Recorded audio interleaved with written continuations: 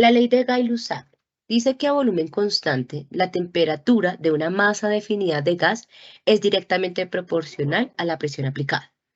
A mayor presión, mayor temperatura, o a mayor temperatura, mayor presión.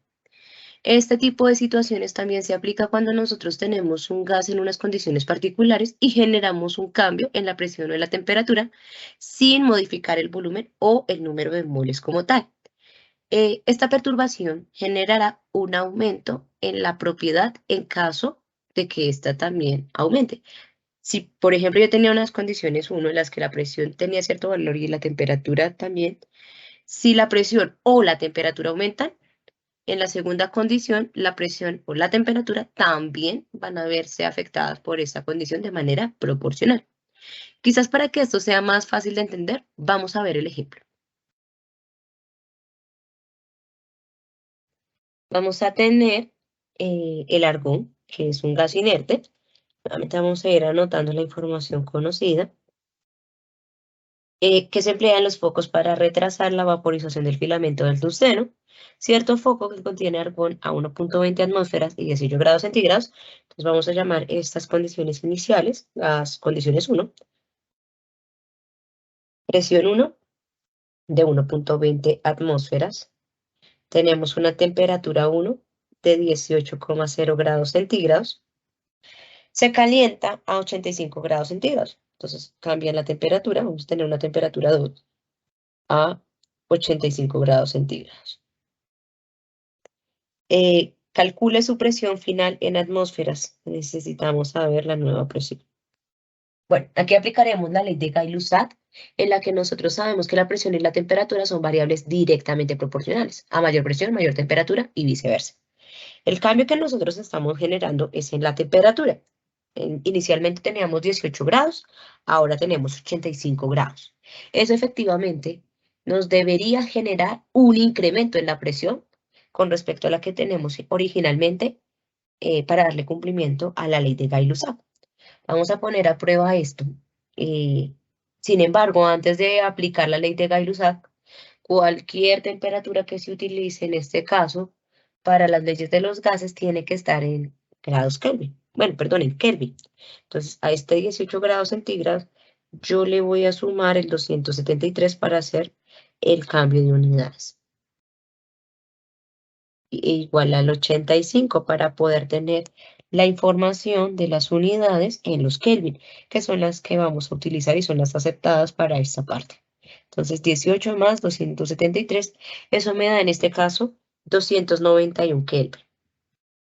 El mismo proceso lo hago con la temperatura 2 y eso me genera una temperatura igual a 358 Kelvin. Una vez ya tengo las temperaturas en Kelvin, podemos hacer uso de las leyes de los gases, en este caso particular de la ley de Gay-Lussac. La ecuación de la ley de Gay-Lussac está expresada como P1 sobre T1, que es igual a P2 sobre T2. En este momento a mí lo que me interesa conocer es P2, ventaja que tengo en este caso, la variable desconocida está en la parte del numerador y eso va a generar un proceso un poco más sencillo al momento de hacer el despeje. Cuando yo quiero determinar la presión 2 y la despejo, P2 va a ser igual a P1 por T2 sobre T1.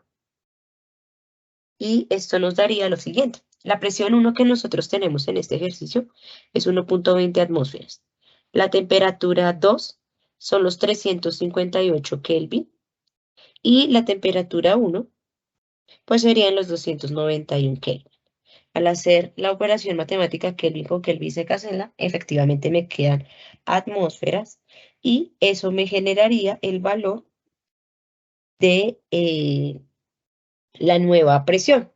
Entonces, cuando yo lo hago en la calculadora, esa presión 2, voy a anotarlo ahorita aquí más o menos como me da la calculadora, me dice que es 1.47, 6, 2, 8, y de hecho hay más cifras. Sin embargo, en este momento, para hacer la restricción, tenemos que tener en cuenta las operaciones realizadas. La primera fue la suma, para poder transformar de grados centígrados a Kelvin. Como es una suma, depende del menor número de decimales. El 18, que es el que realmente restringe, porque el 273 es un número que sale de una ecuación, él tiene infinitas cifras, El 18 no tiene decimales, así que en este caso, así como está escrito 291, está bien. Al igual pasa con los 358 Kelvin. Esos ya son los valores que vamos a utilizar. Esos valores los utilizamos en la segunda parte para la determinación de la presión. Para hacer esa determinación, ustedes hicieron multiplicación y división. El número que se reporta al final con cifras significativas tiene que tener el menor número de cifra de los valores utilizados en la operación. Pues todos tienen 3, al final quedaría entonces con 3.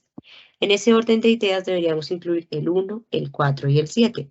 Sin embargo, hay que mirar el vecino. Como el vecino en esta situación es mayor a 5, cambia de 7 a 8. Y esta sería realmente la respuesta. 1.48 y de acuerdo a las unidades manejadas, 1.48 atmósferas.